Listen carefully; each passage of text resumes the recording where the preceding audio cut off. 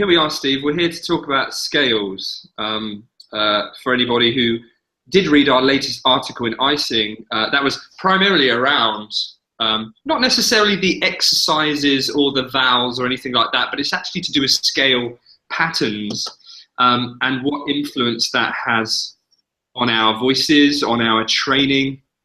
Maybe it can give us an indication as to what the teacher or if you're compiling your own regime, what you're trying to achieve from doing these scales. And certainly by changing the direction of a scale, the pitch of a scale, the interval distance, so either long distance in the intervals or short, can have a huge effect on whether we're successful in that scale or not, or whether that scale is enough of a challenge or not to develop what we're trying to goals. So that was the purpose of the article. So we can go into it in brief now, but we will be fielding questions. So if you guys have any questions about what you're doing or scale patterns per se, do our best to try and rationalize why they might be being used for whatever they are. So Steve, why do teachers love scales so much? Well, that's what I was going to say, actually, before we start. So Alexander, Julie, Marianne, and Karen. Hi, Karen. If you, and anybody else who fancies coming, if you could, in the comment box, write something about, whether you're a singer or, why are you all fuzzy and in tiny little squares in the bottom of the screen? I don't know. Can you hear us okay, Marianne? Because that's all that matters. Yeah, I was going to say... I'm sorry about that. Yeah. What I was going to say is, whether you're a teacher or a singer, could you please... I'm really interested in because this was one of the points we went into in the article was, do you do exercises? Do you enjoy them? And or if you're a teacher, do you have a hard time getting your students to do them? That's going to be really interesting to come back, because that's the main point in this, really. Oh, now we're big. That was the main one of the main reasons for doing it, wasn't it? Yeah. Like the fact that everyone goes on about them. Teachers love them because we know it's the way to develop the voice. And if you want to take it seriously, we have to tune the voice in the same way that a pianist will place his fingers on the piano time and time again, just to make sure that the brain remembers it. But for some reason, we feel that it gets lost along the way, and the enthusiasm to train the voice. When you actually remember as well that the voice isn't fixed, and we use it every single day for so many different things, that we could be pulling away from what we've had in the past, just by a certain job that we do, or a certain performance that we have to give, or a certain role that we have to give. We'll be changing our voice constantly. And so this is why, probably more than any other instrument, there I said it, we have to keep training the voice. We have to keep on using scales in order to keep that efficiency. Probably more than any other instrument.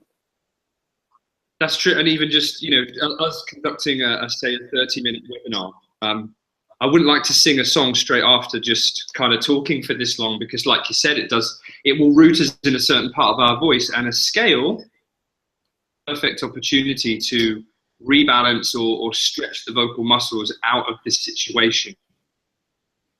So why wouldn't we use one? But to add to that as well, mate, going on from that, we want scales to go directly to certain parts of our voice, like you said, but also the scale is a controlled environment for whatever we're trying to achieve. So when we don't want to trip the singer up, we actually want to maybe strengthen the strengths as well as weaken the weaknesses. Songs often don't do that very well unless they've been picked very, very cleverly, that voice type. We want to go in a certain direction to a certain note. Easier for singer and teacher is, let's just get you on a scale in a controlled environment, and let's get you on, let's say, one vowel and one consonant, so that we can almost, not really, but almost guarantee the outcome of that scale, at least rule out a lot of the problems that can become on the way from singing actual melodies and songs in the interim. So that's why teachers love scales, probably love a little bit too much. We have some great feedback already. Marianne says, I get my students to do them in their lessons, but the younger ones don't practice them. Most adults would do them occasionally. Bang on. That's the experience I've had as well. I'm a singer. Karen's a singer. I do vocal exercises almost daily of some sort. Good for you, Karen. Ace. This is Ree. My younger students also don't practice the scales as often as my adult students do. Yeah, and Alexander, I haven't got any students. I don't teach notation scales. I'd like to try. Great. And just on that, you know, I did a talk on children and encouraging them to do scales. And I feel a lot of it clearly comes down to novelty. And so it's about readdressing our creativity with scales in order to encourage children to continue that. But that's for another day. Right now, though, we want to talk about the value we can get from particular scales, though, mate, don't we? If we're a singer or if we're a teacher, and like Alexander, I want to use some scales. If I've got a student in front of me, or I'm a singer with a certain voice problem or quality, what scale would best suit me? And I say, and you know, we all agree on this, I'm sure. It's okay. It's a funnel, mostly, in that we start with longer scales to focus down into even just certain notes and using and staying on the notes. They almost stop becoming scales towards the end. It's like tons of notes to like one note. And I think that's a common way to look at it. As is the length of scale will also, for warm-ups, if we start with like the longer scales, generally I would use a long scale to warm up the voice because we aren't getting specific. We're stretching the voice. We're stretching the voice throughout the whole extent of the range. Bottom notes to high notes. That's what we mean by when we say longer scale.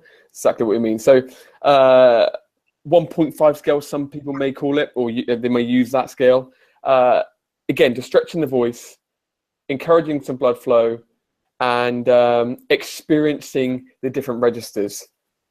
Shall I give an example? Please. 0.5 octave scale, right?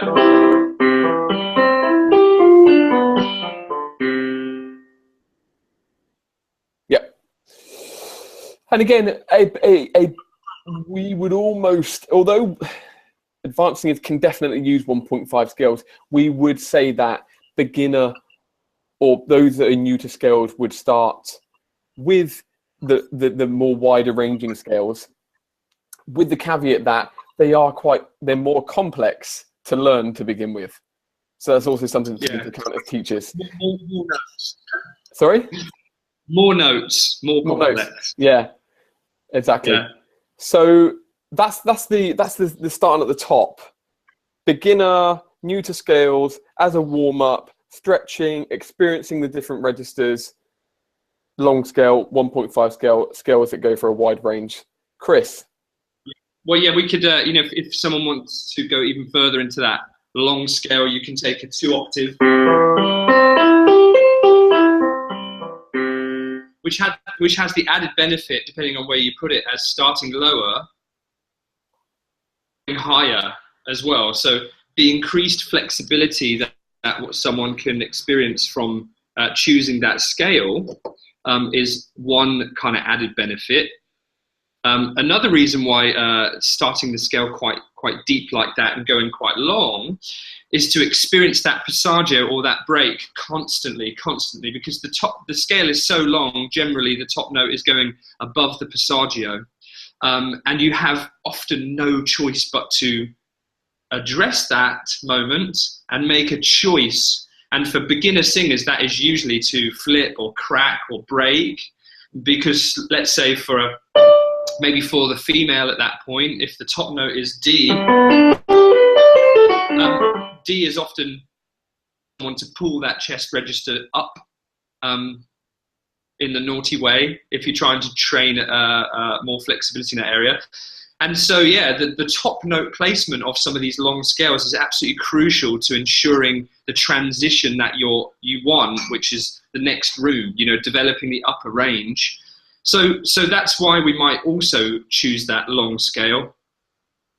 One added benefit of starting as well on the bottom end so deeply is that if maybe your goal is to keep a lower larynx, maybe you've had that advice from someone, or you just want to experiment with it, starting a scale that starts nice and low for these females, a G3 is quite deep in a female's range. One is much more likely to have a low larynx at that point, or be able to achieve one. So with a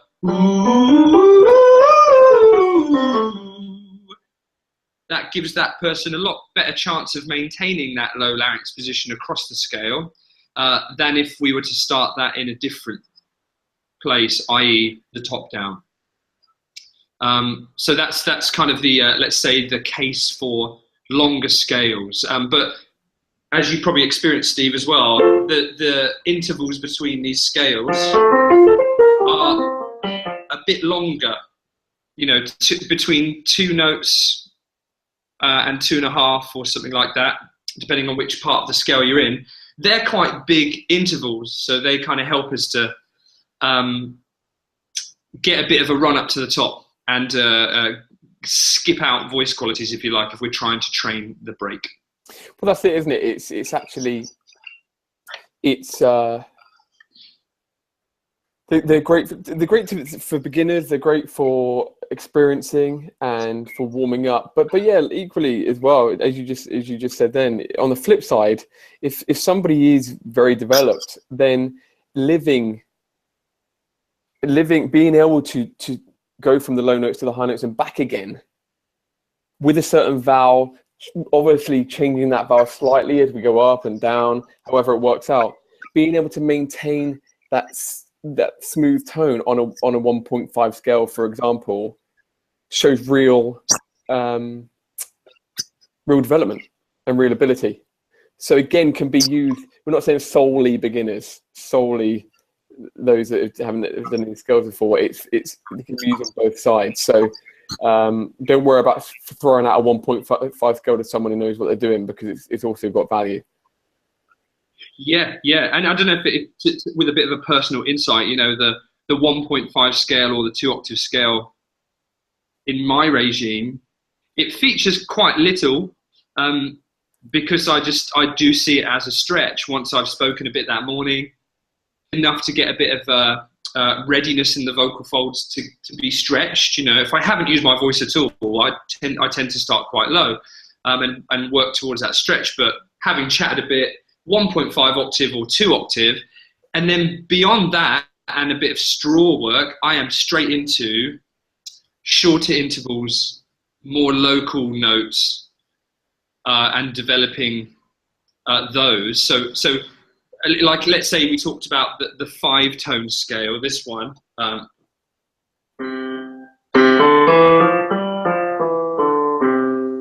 What would be the reason for you, mate, to use something with short intervals like that on yourself or someone else? Yeah, mainly it's just the opposite of a scale with bigger intervals, to be able to remember, so the body can remember the vocal coordination that we have on it. If we've got a good coordination on a certain pitch, if we can move within smaller intervals away from that pitch, we're more likely to hang on to that coordination.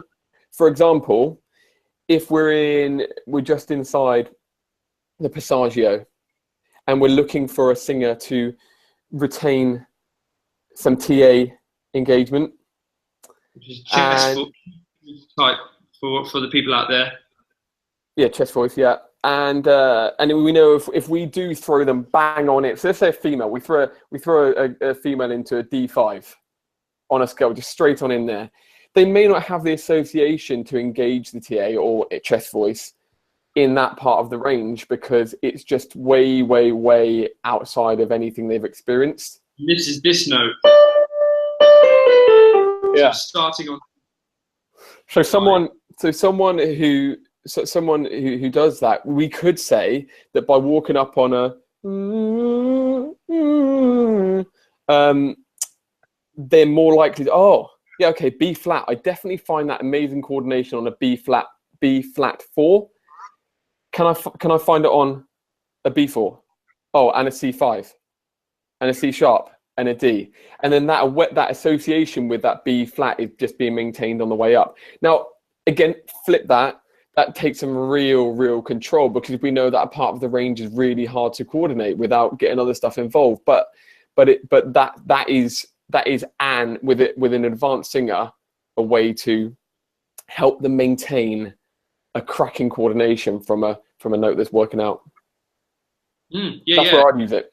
Yeah, right? And to summarize that for you then, like if someone has what seems to be quite a balanced sounding chest voice, but it's not necessarily mingling its way into the upper register beyond the passaggio, you could use that scale to see if they can walk that voice quality into the next register or part of their voice, sounding healthy and get the top a little richer. Yep. Yeah, cool. I like to think of it as that phrase of you are the sum of the 5 people that surround you. Go on, I'm interested in a way. In a way. Well, no, just think of, you've got family around you that you will be, and I know I can pick them out. You will be a little bit like all of them people. Yeah. But you've become less like me since you moved to London, which is a shame and unfortunate for you. What does it mean in this scenario then? What relevance? Because if you've got an A, then if the B is going to know what the A feels like a little bit. I see. It's so tenuous. Well done. Thank you. Really good. Yeah. I'm sure no one's going to steal that approach from you. And that's a shame.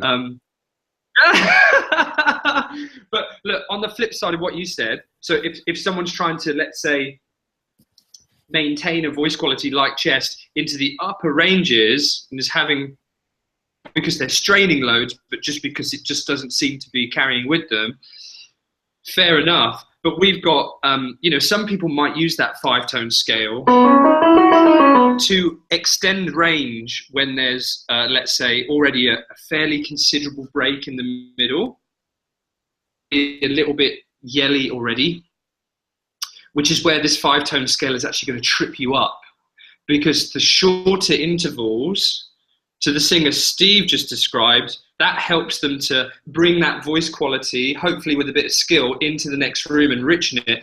But by the same token, somebody who's not quite got the props or the skills to do that is actually going to do a very similar thing, i.e. pull that next register or that bottom register up, but so chronically that they can't let go of it. So it ends up being like that, which is not very helpful for someone to develop range. So yeah, some singers are just not quite sure of the relevance of certain scales and would still use something with short intervals like that to develop range. So again, if you are that person, you are far better off returning to a long scale to constantly experience that passaggio and get over it without straining, just letting go and breaking, and then working towards the scenario with the 5-tone scale that Steve was just talking about there. So yeah, if you're that person, that's probably what efforts you can make to try and create a bit more success in your voice training. Yeah. We've spoken a lot about bottom up, mate, but what about the top down? We've had a good question / statement from Alexander, but we'll get to that in a minute, because we're going to cover that, I think, with something in a second. But the top down, again, first reason is, there is no one way. There's no one answer for all of this stuff. If there was, it'd make teaching really easy. It'd make singing really easy. So it's back and forth the whole time. Top down, a really good reason to use the top down, and I use them a lot in my lessons. And one of the main reasons to disassociate with the unnecessary tension that's often accumulated in the low notes. So again, the word is disassociate. It's just the body feeling the high note without the memory of, which can often be achieved up high. On the flip side of that, that can often be a worrying place for a singer or a new singer, or when people get more advanced, they obviously they understand what's going on. But a new singer especially, it's like, whoo, feels so foreign to what they're used to. Then that can throw them off. But truly, as far as a developmental thing is concerned, down, starting on the high notes. Can you play one, mate, please? Just so. Yeah. Yeah. Feeling it. Okay, now I'm living in the high. I'm living in these high notes that without tension. I've let go of that tension. Now we can start to strengthen. Chris? Yeah. You're basically like starving the singer of their need to just get hold of chest voice, which is very characteristic of men and the belty sort of contemporary female singers as well. Which is, I guess, down to like voice quality. Like if you're a female with very, very soft or breathy bottom voice, then returning to those low notes is a really great idea. But if you're a bit of a yeller, again, we want to get you out the top. Another reason to go to the top is singers kind of instinctively raise their larynx a bit when they go for higher notes. It used to be just the posture of like when someone knows it's high, they're like that, right? So that could be disadvantageous because of that person might strain a lot on that high note and might raise that larynx to the point where it just shuts that singer down and the scale can't be performed. Alternatively, sometimes we want to look for a brighter sound on top. Or we might be dealing with someone who uses far too much depth in their voice, like, I know, like, tries to take that kind of depth and richness up too high. And that top-down approach, again, can be a very, very useful way of repositioning that larynx and getting the singer used to a much brighter sound. And I don't know if you're the same, mate, but before, beyond the stretch and warm up, I get into very local notes. They will almost always begin top down, just to kind of make my life easy, because in contemporary, I too want to find a higher larynx position, and I don't want to bring too much weight up. Yep. So I would definitely start there, but definitely to move on from the top down notes, we obviously want to be able to achieve that from the bottom up, which is a bit harder, right? And this is really the way I see it is this is what every teacher's looking for at the end of the day. As we said, that focus into particular notes. And so we're on the last leg here, in a way, in that can we maintain a comfortable coordination in those high notes when we come from the bottom, and then can we stay there? Can we repeat it to reinforce it, and then can we sustain to, one, test ourselves, are we able to stay on that note with that same coordination, and then two, to develop, right? So just to rewind, we would start an octave scale from the bottom. Yeah, or just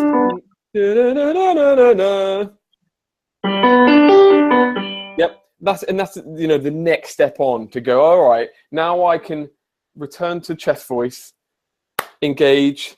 What happens when I go to the high notes now? When I go back to that place I just lived in for a little while, does it all screw up? It could be like this. The scenario could be like you're describing. Which you'd be like, okay, that sounds great from the top down because we're setting that scale up for success. It's not like that, but it's high enough for the singer to release maybe and just be ma ma ma ma. But as soon as you go back from the bottom, ma ma ma ma, it's like the singer doesn't produce that top note in the same bottom up. So you know, we're kind of describing there that if you experience that top note from the top down in a great way, with your mind and body, make sure you encourage that exact same production from the bottom up. It's like you need to know it well enough to be able to. Yeah. Is that kind of the vibe you're giving? Yeah, I think I lost your last two words then. But yeah, because, and this is the final step. Why? Because songs go from low to high and back again, and essentially that's what we're trying to mimic in scale. So then once we've done one octave, then it's okay, cool, you're working out really well on that note, that top one. Let's stay there for 4 or 5 or 6 or 8. You know,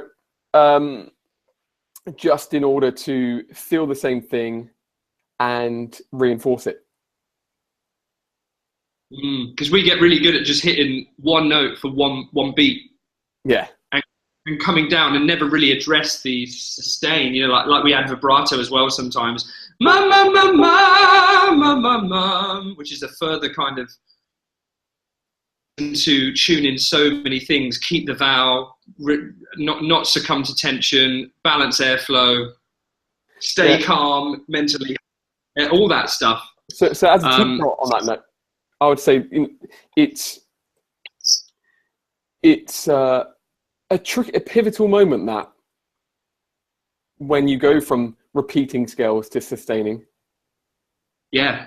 Isn't it? You know, because you can destroy someone's confidence in a second. From, yeah, I feel really comfortable on these scales. They've got so comfortable, they've got boring. You know, and then, okay, now let's see if you can hold it, and it all falls apart. Yeah. but we know as a teacher, that's what we're looking for, because, well, you know, pop songs in general, especially the 90s pop songs, they were very jumpy, so they didn't really sustain. So you could argue that you don't have to sustain in pop, but musical theatre for sure. You know, what we're saying is that in order to develop the instrument to its maximum potential, we really want to be able to sustain on notes. So that should really be our goal on scales, is to get to that point where we can just sustain different vowels, different experiences, different notes, and then hang out there for a little while. Yep. You know, I put in the article as well, which I think is a very important point for some people, and it often takes a third party to identify this. But let's take the 1.5 octave scale, and let's say it was ma ma ma ma ma ma ma ma ma ma ma.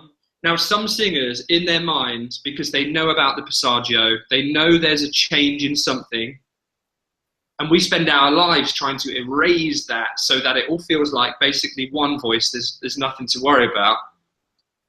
As soon as we figure out there's something there, we can be in danger of being like chest, chest, chest, head, head, head, head, head, chest, chest, chest, chest, chest. And no matter where we move, because, you know, generally the break for us is in a similar area, you can tell that you're doing this because you always flip at the same point in the scale, whether it's down here or up here. Chest, chest, chest, chest, chest, chest, chest. Singer who does that, and someone's made light of it, you kind of have to get out of that if you can. If you have no choice but to crack, your voice will tell you when you need to crack rather than you generally have to choose it, right? So, there's that kind of side to it.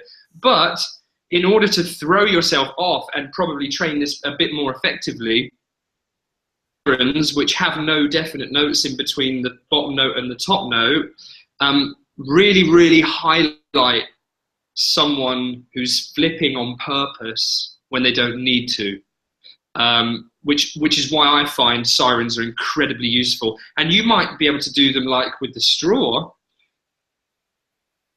from bottom note whatever to top note whatever, as long as it feels like basically the full range.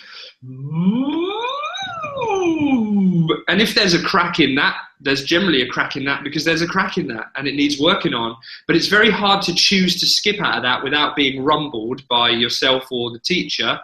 And again, we can make that even harder, the intervals. So that might be an octave, E, or it might be 1/5, E, or even more horrible, E.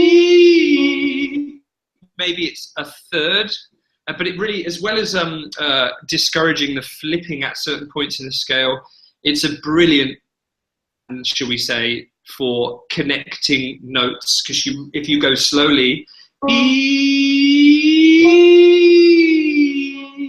then you can really take care in making sure that those two voice qualities are exactly the same or exactly as you want them. Yeah, so mate, we've got like 7 minutes to do, well, far longer than 3 things. I don't know if you've got anything else. So the first one is just to say, obviously, the scales are only as, you're as weak, they're only as powerful. Don't do it. Every day this happens. You're only as powerful as your strongest vowel. So what I'm saying is, you can use a scale, but the vowel makes all the difference. And choosing that particular vowel for that scale is clearly so important. So that's worth remembering as well. Which is a whole nother flipping, oh no, a whole nother thing. We can't really talk about vowels right now, it's too huge. Yeah, and just to clarify, just to make some sense, because the vowel, what do we mean by the vowel? We mean the shape of our instrument as we go through the notes. It's obviously going to make a difference. So that's why that matters. So that's another day. Secondly, about why some people may or may not want to do them. It's just about, it's about creating habits. It's about encouraging our students to make it as a priority, but also to vary things up all the time, because you just can't get away from the fact that humans are inspired or stimulated by novelty. And so we just need to be creative, change things up, give reasons, give performances if it's appropriate. Just being creative with the way in which we dish it out. If we are there week in, week out, giving our students 4 1.5 scales, 4 octave repeats, and 4 sustains, they're just not going to do it. Definitely not. I wouldn't. So I don't. So it's kind of really worth thinking. When we think, well, you should, because you know what you're going to get. That doesn't make any difference to the old brain. So we need to stimulate and be creative. And lastly, 5 minutes, Alexander's point here, which I know you can pick on here, Biff. I play guitar, and so I only read the letters of the notes, like A, B, C, D. If I refer back to manuscript, the rest of the time I improvise quite frequently. And so I would say, before I hand over to you, mate, I would say that makes us a great point, because what I think what you're alluding to there is that the reason for using scales, and for a lot of this talk, we're talking about using scales for developing the function of the instrument, in which case this is why we are very structured in the scale, in the fact that, and even listening to them, we don't want to be playing them or reading the notes if we are just looking at the development of the instrument. But if we're looking at developing our musicality, improvisation style, then that's when we might want to be, okay, there's a D, there's a C, can I sing them back to back, right? What are you going to say on style? Yeah, well, we can throw in some stuff there. I totally agree with you, man. Some people play their own scales for their own voice. Don't get something that's recorded, for sure, right? Which is what you just pointed out. But I would say there's quite a few things, but pentatonic scales are a brilliant start. To turn the volume up here. Major pentatonic. Ooh, and you can put style on it. You can change the timing of the notes, but technically you have to be fairly decent to do those scales, because they don't only shorten and lengthen the intervals at different points, but they also are way likely to go through and over your break. So if you've got a problem there, it's going to be quite awkward. So, but maybe you've got a really, really great vowel or tool choice that allows you to sing a musical scale like a pentatonic, but be able to, let's say, connect to the upper register without straining and keeping a consistent voice quality. Then these scales can kill two birds with one stone, that you're learning musicality and like a lot of riffs around the pentatonic scale. So getting yourself on major pentatonics, maybe minor pentatonic there as well. Daniel Zangerbork has a really good scale that's for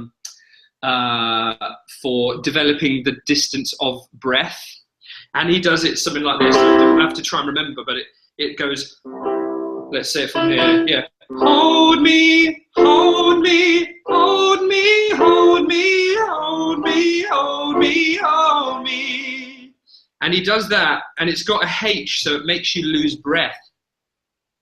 You have to combine that with, like I told you, told you, told you, told you, told you, told you, told you. And then he changes the key, and he also slows the tempo down. So you have to get really good at managing your breath, saying those consonants so you don't lose too much breath, like hold me, otherwise you run out too quickly. And he's also putting you to an A if you're a bloke, or he put you higher. So you have to also be good at your passaggio. So that's, from him, a really, really good scale to challenge many, many parts of singing if you feel like you're doing well. Feel like you're doing really well. Well, that's a cracking, listening to you sing is a cracking way to end, my friend. But just to say, Alexander has put on here, we do need to go, we've got a countdown. Is it essential for an artist to practice voice scales regularly? I am quite squeamish about them. I love that choice of word. I don't know why I love that choice of word. I think because it just feels so inappropriate for the context. But squeamish about scales. Yeah, the answer is, Alexander, yes, if you care about using your voice in an efficient way and you need your voice to be creative. Absolutely. If you're an artist and you don't exercise your voice specifically, it just has to be done. It's just got to be done. I don't think there's any discussion there with us, is there? You have to exercise. It's exactly the same. People myth. Is it the same as a pianist going out creating music? Can they create music with? Can they create music if they don't know where to put their fingers? Yeah, or a little rusty from a few days off. They just don't do it. They play all the time. Yeah, so, and endurance and stamina that an athlete gets from training every day. Exactly the same concepts as well with the voice. So that's that. We've got to go. Yeah, thanks to icingmag.com. They're always holding these free webinars, so keep up with the magazine. You can download it from there, and we'll be on another webinar soon. Also, we have loads of content, so join us at thenakedvocalist.com. There's a podcast there, blog, but join the mailing list and we'll keep you updated. Thank you for everyone for coming and listening and feeding back and getting involved. We love it when it's a back and forth thing. We're all a big family and we love you.